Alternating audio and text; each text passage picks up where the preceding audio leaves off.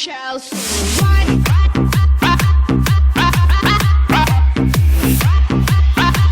I'm an Albert Chelsea. E aí, pessoal, bem-vindos ao nosso canal Tudo sobre Rádio PX. Esse último semestre foi um pouco complicado para poder fazer vídeos devido às obrigações, tanto aqui no trabalho, família e na faculdade. Então, voltei a fazer os vídeos agora, espero que vocês compreendam, tá ok? Vou começar com uma pergunta aqui do Juliano, lá de Guarulhos, São Paulo. Gostaria de saber qual é a diferença de uma antena direcional para uma plano terra. Eu já falei isso nos outros vídeos, mas eu vou relembrar para vocês. Uma antena plano terra, ela é omnidirecional, ela irradia para todos os lados. E uma antena direcional, ela irradia para um lado só e ela tem maior seletividade de orelha de um lado só também. Ajuda bastante se você for pensar em fazer contatos a longa distância, ajuda muito, tá bom? Mas para você utilizar no QAP numa cidade, não vale a pena não. Fica muito seletivo, você não vai escutar bem as pessoas. E na cidade, se a antena for realmente muito boa, você não vai conseguir falar com quase ninguém na cidade, tá ok? E o Ademir, lá de Santos, ele pergunta o seguinte: sobre os rádios antigos, qual rádio que você mais gosta, que você menos gosta e por quê? Eu vou pontuar aqui só o rádio que eu gosto, os rádios que eu gosto, porque são estruturalmente muito semelhantes.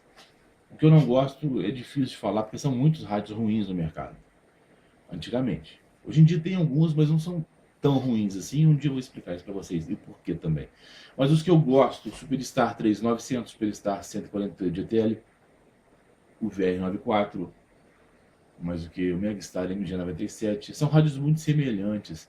O Megastar e o VR, eles são rádios mais novos, têm um pouco mais de potência.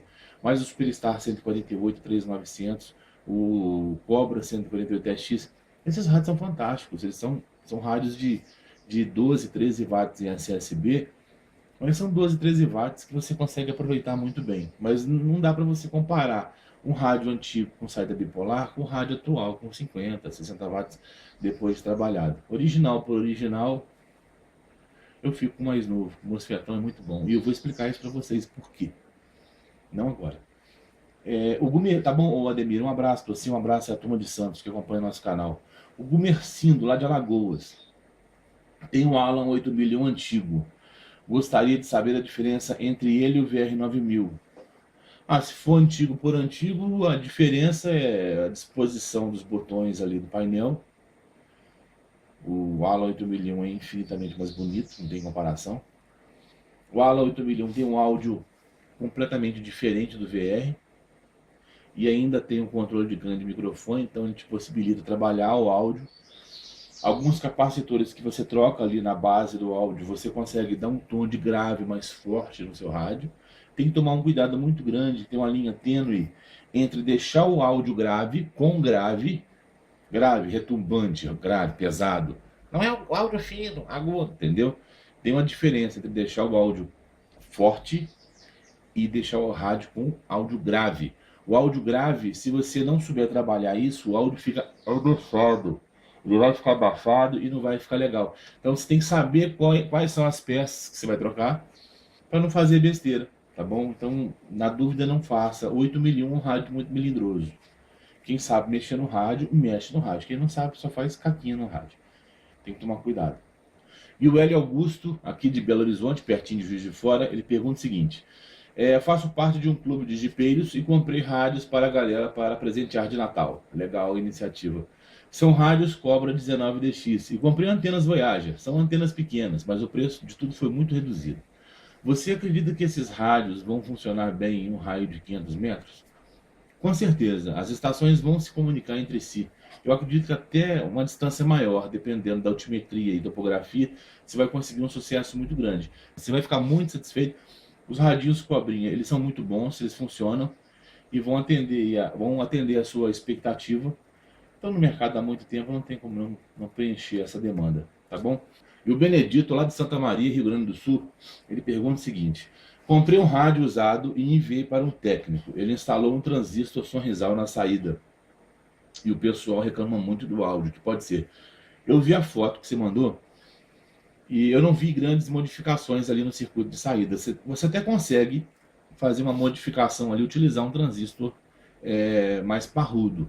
Mas você dificilmente vai conseguir modular esse transistor. O que é modular? Aproveitar dele o que ele pode oferecer, entendeu? São projetos diferentes, realidades diferentes. Eu acho que foi um exagero ali, sabe? Muita manilha para pouca água, é isso que eu estou explicando. Não tem como ficar bom. Você vai colocar um transistor top desse, forte pra caramba, para poder amplificar algo que a gente considera pouco para ele. Então, o cara fez uma instalação muito bonita, mas a parte elétrica mesmo, que eu teria que modificar ali para conseguir algum resultado, ele não mudou e ele deixou a potência muito aberta e o transistor está trabalhando meio que, sabe, enforcado, meio que na forca. Então, a tendência é não ficar legal não, tá bom? Eu acho que seria mais vantagem, mas agora já furou o rádio, sabe? Já detonou com tudo. Teria que refazer isso aí de uma forma assim bem carinhosa mesmo para poder ficar bom e não exigir que o rádio transmita com a potência efetiva desse transistor, porque o rádio não vai conseguir modular esse transistor com tanta facilidade assim. Dá para fazer funcionar, mas com a potência um pouco mais reduzida, em torno de uns 70, 80 watts. E aí você faz isso com o IRF 520, sabe? O que o cara fez, ele não pensou, não vale a pena. E o Nunes, lá de São Paulo mesmo, tinha curiosidade sobre o funcionamento do upgrade. Procedi no PA do equipamento como me disseram os confrades de São Paulo, mas o áudio não ficou bom, todos reclamam. A portadora retrocede, mas outro dia me gravaram e eu ouvi que realmente minha voz está rachando. Pode me dar uma dica? Passa o rádio para o original, envie o rádio para alguém de confiança, pode ser, eu estou aqui à disposição, tem outros técnicos à disposição, alguém que tenha instrumentação que possa medir os níveis de modulação desse rádio e ver o que está acontecendo com ele, se não tem nada errado, porque existem alguns detalhes de profissão que, por mais que você pegue o rádio e mostre, olha o que eu fiz no rádio, a gente não mostra ali, sabe, o pulo do gato. E se disser para você que não existe pulo do gato, é mentira. Tem muito segredo de profissão, assim, tá bom, Nunes? Então pensa nisso, de repente você detona teu rádio aí de bobeira. E o Fabrício Vilas Boas de Oliveira, do Rio de Janeiro, pergunta o seguinte: o que você me diz sobre os transistores novos que estão substituindo os IRF 520 nos rádios novos? Fabrício, é uma forma de conseguir um bom rendimento. O rendimento bom que eu digo é o seguinte: é um rendimento igual ao 520, porém com menor consumo. Porque o 520 ele consome muito. E IRF 520 consome muito. Você coloca 50 watts no IRF 520 e ele não consome menos que 11 amperes. Ele não consome 10, igual os transistores comuns que a gente está acostumado. Então, esses novos transistores, eles consomem bem menos e te dão potências de pico, não são potências RMS, potências AVG, como a gente está acostumado a utilizar esse vocabulário. Eles te dão potências de pico maiores e com consumo mais baixo. Eu acho mais vantagem porque não gera tanto calor e você consegue um bom resultado. O cobre e NTL tem esse transistor.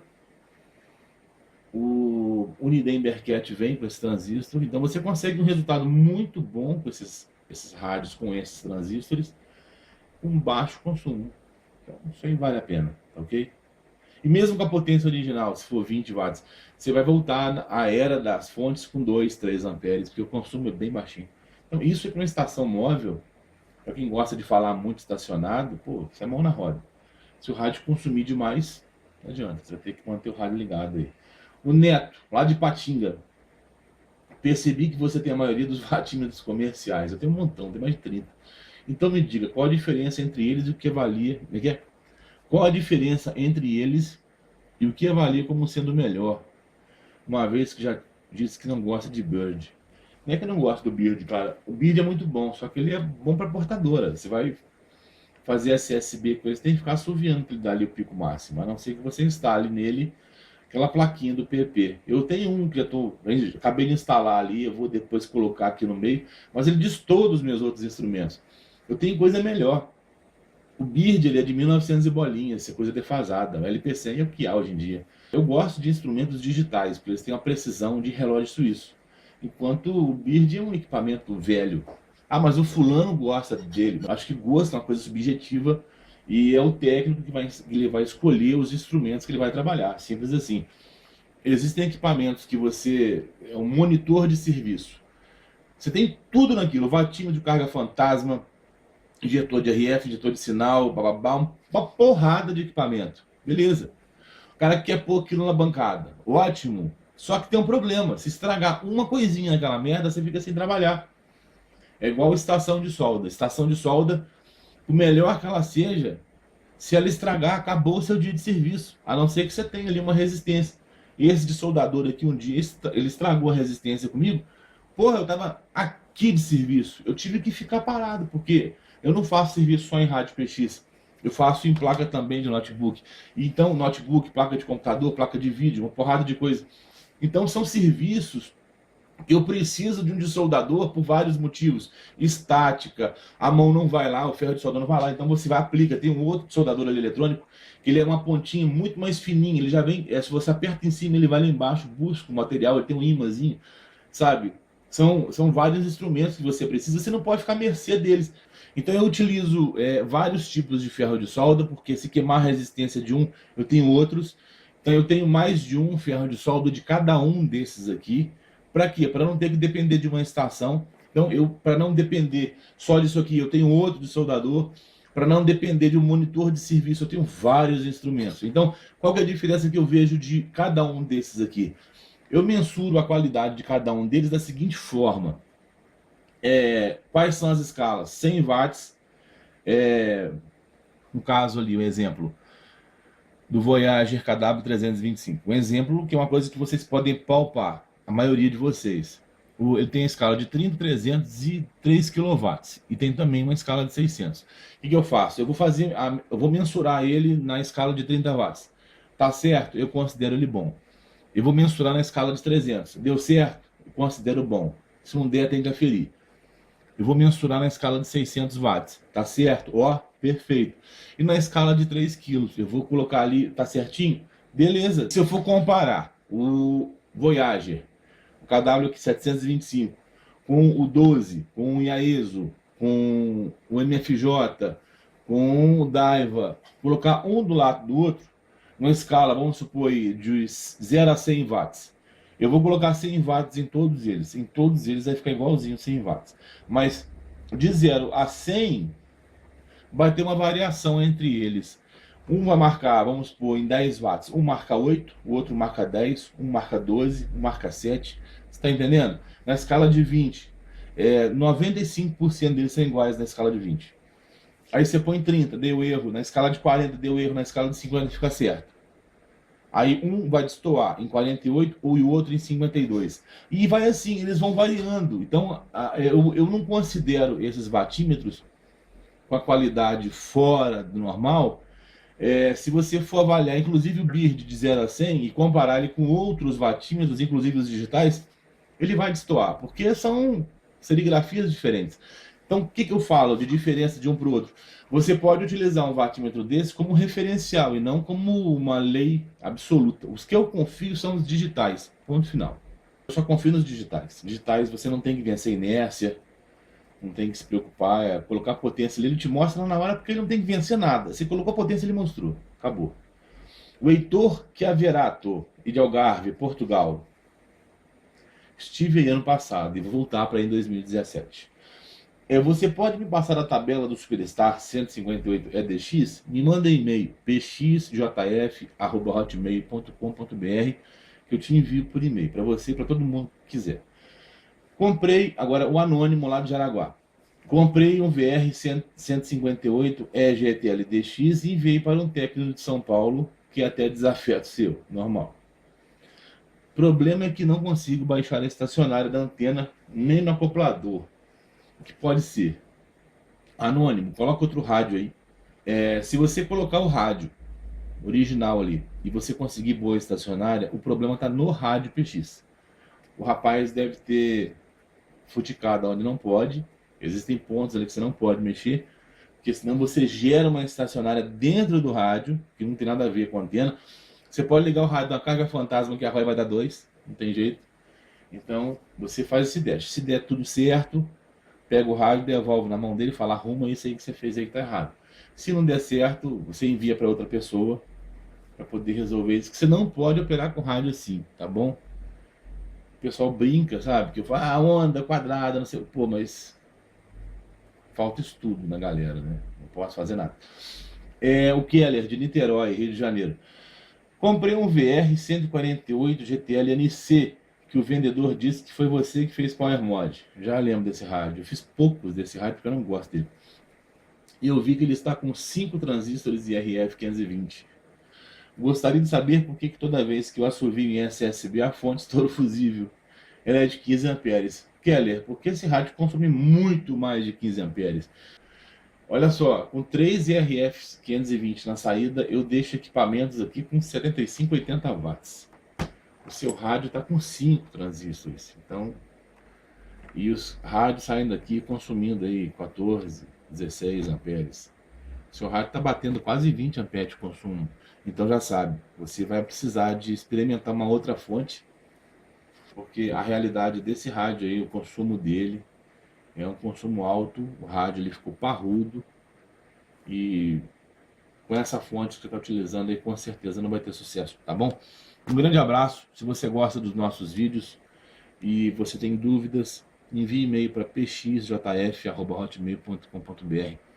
Precisando de alguma coisa, é só dar uma ligadinha, é só ligar a partir de 14 horas que fica mais fácil, tá bom, gente? Um abraço. Fiquem todos com Deus. E se você gosta dos nossos vídeos, eu conto com o seu like. Get low when the whistle go.